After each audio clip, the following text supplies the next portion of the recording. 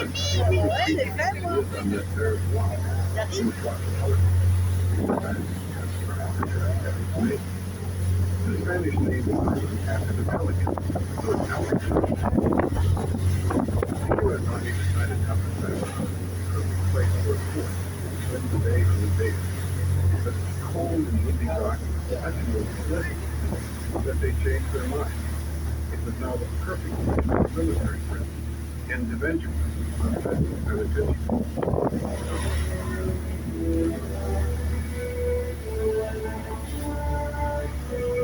It was a time when gangsters were becoming heroes to people. The government needed to send a message that crime did not pay, so they created Alcatraz, the very last stop in the country's prison system, a place to send the worst criminals of all. Yeah, my name is Leon Whitey Thompson. My number is 1465 AP. Listen carefully now.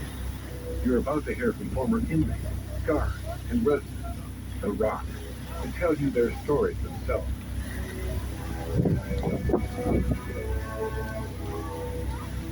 I was a man that had total hatred in them days. I hated anything that walked the crawl on this earth. And when you got a man like that in prison, you got to get rid of him. And that's what they did. They shipped me to Alcatraz.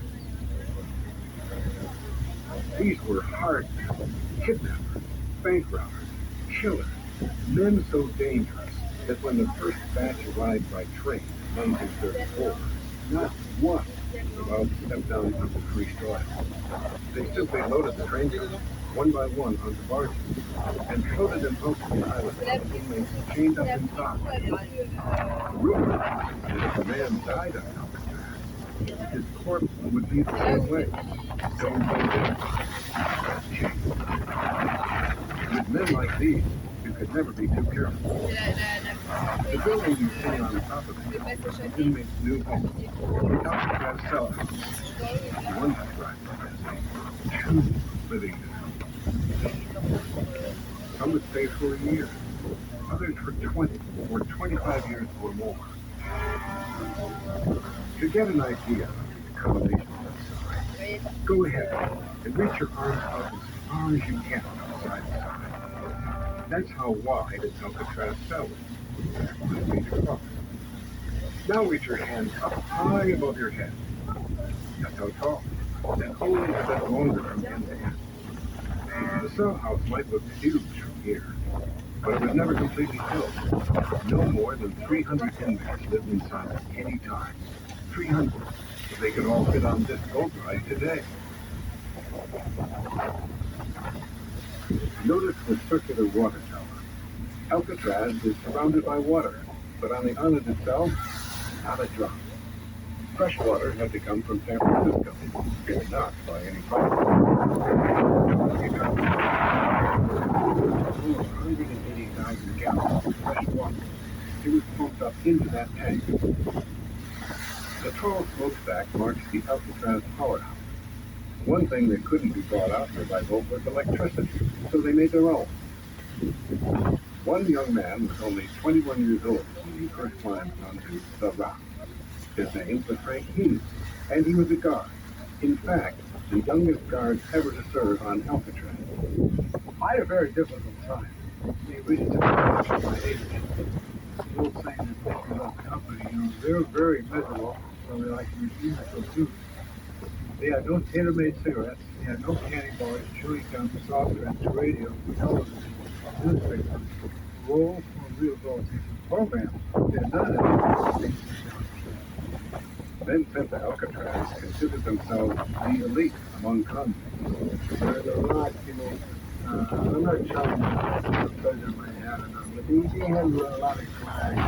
He could say they were higher class. More or less professional people who were out mail trucks and banks and so forth. Some were into murder. Kind of above average, the average criminal.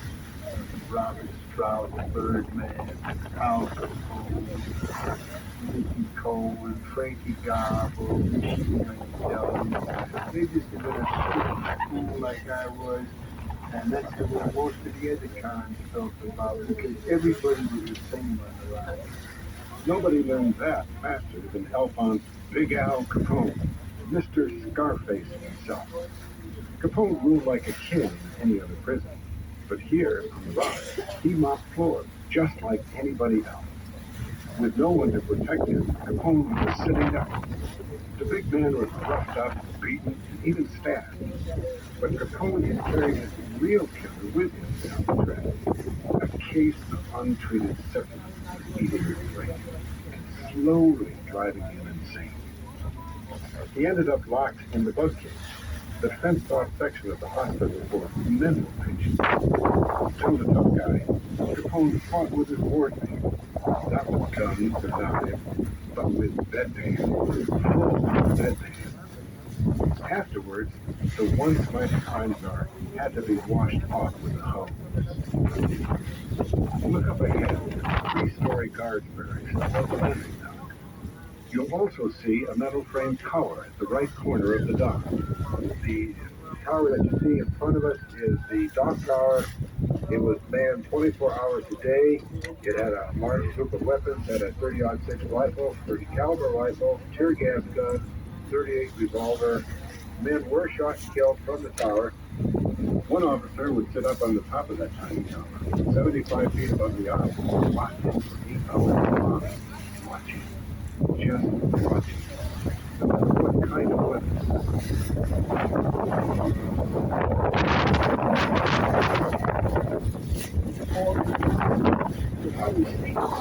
George Stephen Lindsay was an Alcatraz guard.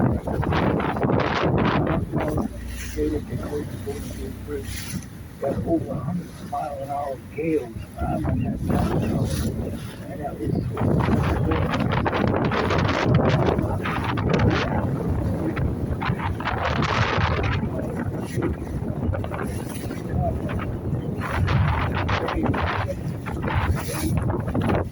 On the walls of the guard barracks,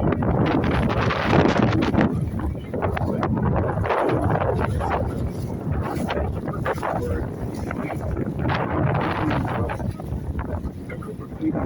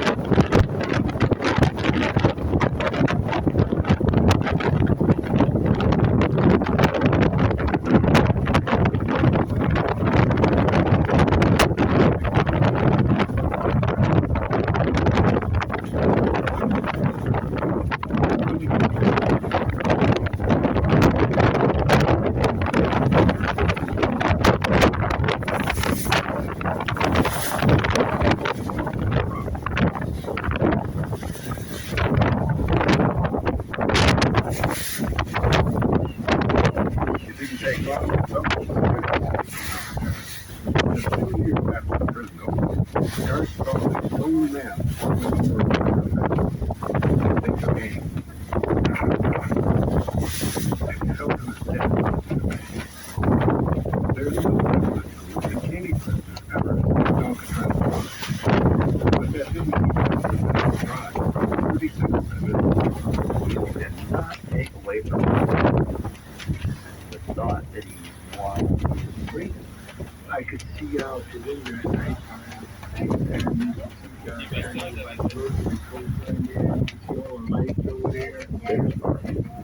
Everything I want in my life is there. It's a mile or a mile and a half away, and I get it. That wide open area just past the cellars is a prison exercise yard. Once a week on Sunday, inmates were allowed out in the yard. just 2 hours, life there could be normal. They could sit in the sun, read, maybe play a game of softball. Occasionally, some guy would get a good one, the ball over the wall. But if you knock the ball over the wall, you're out. It's not a home run, and you can't go to the other side to get it either. That long white two-story building was the prison industry. There were a number of attempted escapes that started from that building. There was one incident where the inmates got to the top of the building. You'll see a small tower there. They were going to attack that tower. The officers spotted them, and he shot and killed one and wounded another, and the other was captured. The whole top floor of the industry building was a laundry.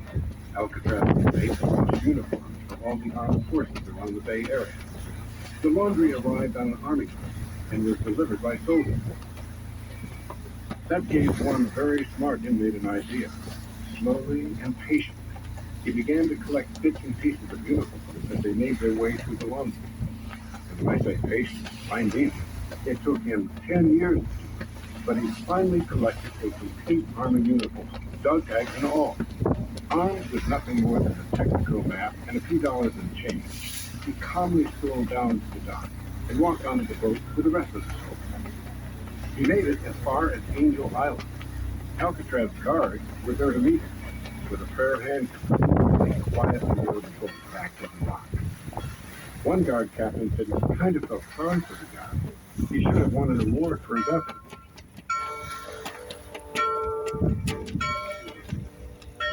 Today, names like Al Capone, Machine Gun Kelly, and Robert Stroud the Birdman are world famous. But other Alcatraz inmates were equally evil, though their names might be forgotten. Like Billy Cook. He murdered 12 people in cold blood. Oh, Billy Cook. I never liked him. He spit in my face once. George DiVincenzi. He killed a mother and a father and 3 children and threw them down a well.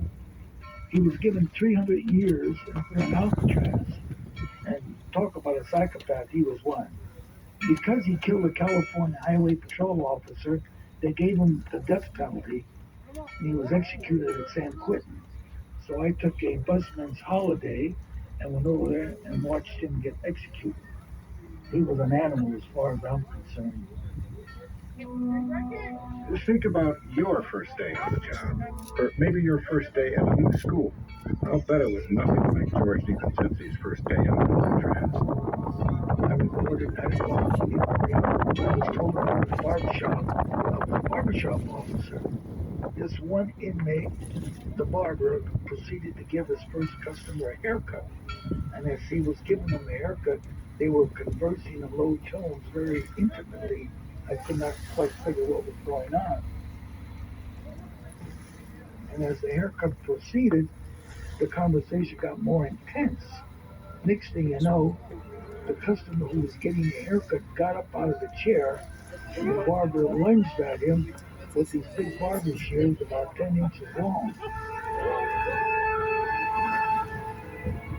He got him in the neck, in the heart, and the throat. Down he went, blood flying all over the place. And me, like a damn fool, blowing the whistle, I jumped in trying to separate him. Well, three of us spun around, knocked the barber chair over, knocked another cabinet over, and he kept hitting him with these scissors.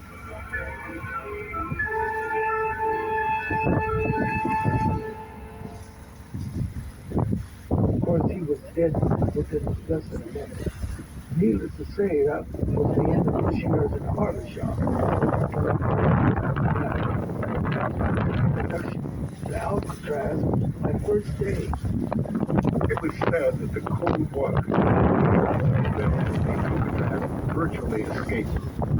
Prisoners might break out of the cell block. It was an almost impossible challenge. In 1958, 2 men decided it was worth the risk to brave the freezing bay water. The idea of it sends chills right up my spine. Why, imagine seeing prisoners swimming towards our boat right now. You see, in this story, 2 men made it out of the cell block and into the water. One man was captured and taken back to his cell. He lived to tell the story to tell. His partner in the escape wasn't so lucky. I recall getting in that water, and it was like a shock. It was just like a they suddenly thrust into an ice block. We're going to hide among the rocks until nightfall, and then so on. But I got caught up just about 15 minutes before dark. I never escaped. When a man's missing, the Coast Guard comes out and goes around, and the principal circle. They both circle, looking all along the shoreline for anybody.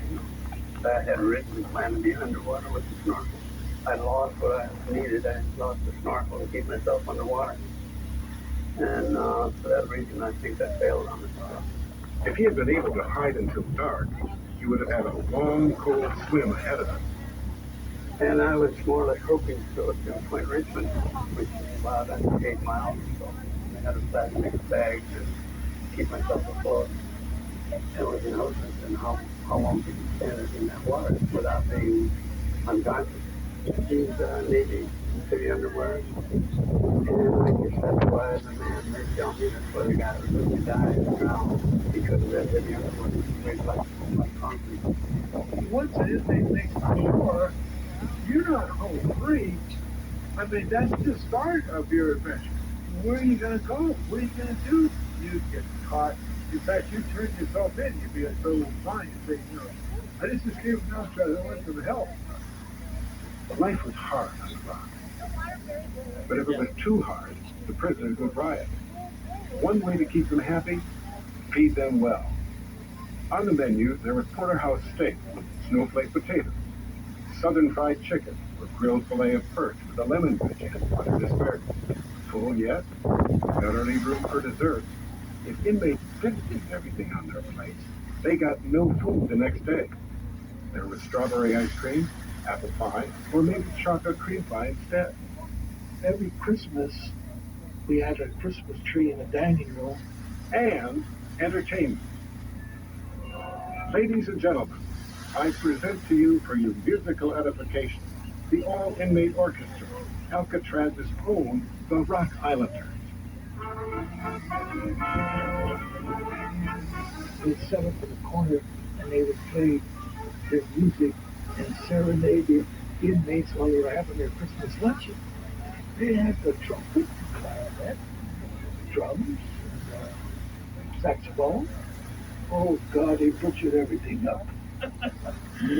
They were amateurs, but they tried.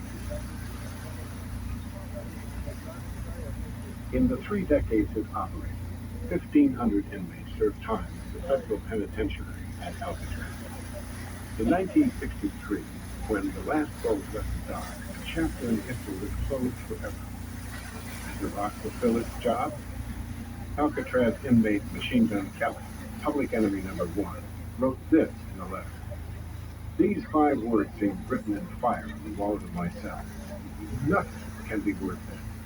This kind of life I'm leading. That is the final word of wisdom so far as crime is concerned. Today, Alcatraz is now part of the Golden Gate National Recreation Area. Every year in August, the island hosts a huge festival.